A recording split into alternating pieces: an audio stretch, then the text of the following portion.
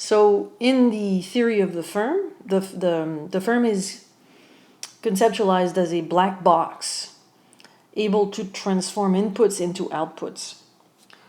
So we can define the concept of a production vector or production plan, which is simply a vector of entries that correspond to either inputs being needed or output being produced. If we have L commodities, we're looking at something which is in RL. That basically describes how the L commodities are being used from a production perspective. Are they being used as inputs or output? That's one question. And how many units are being used or produced? That's another question.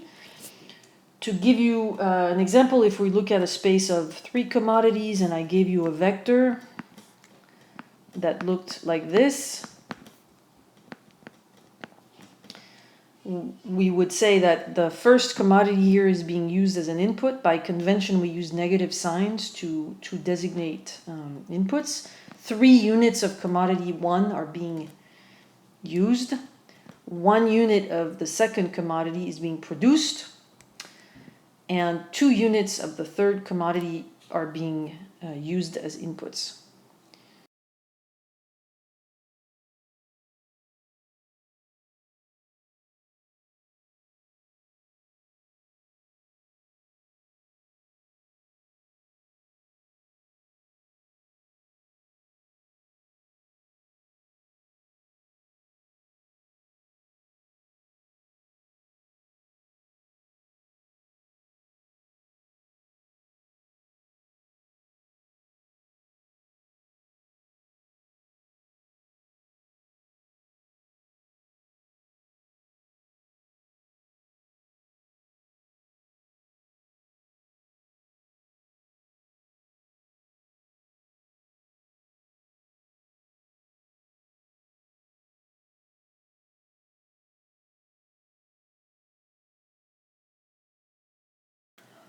So a production set, the set of feasible production plans could look something like this.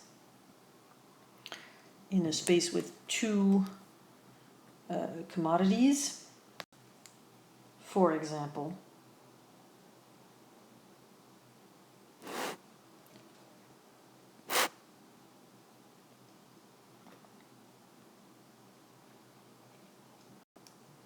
Any production plan in that space, here is 1, here is another, call this y1 or y2,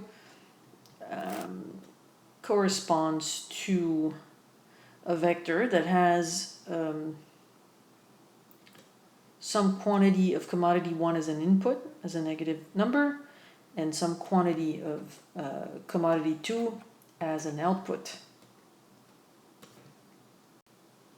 Any production vector that lies on the frontier, on the efficient frontier, would be optimal. In other words, it's not possible to produce more output with the given input, right? So here this vector y2 is not optimal. Why? Because I am able to actually produce more output, namely up here,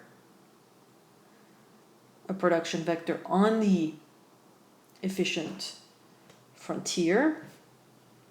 I'm producing more output with the same input. So all the vectors on the efficient frontiers are basically technologically efficient.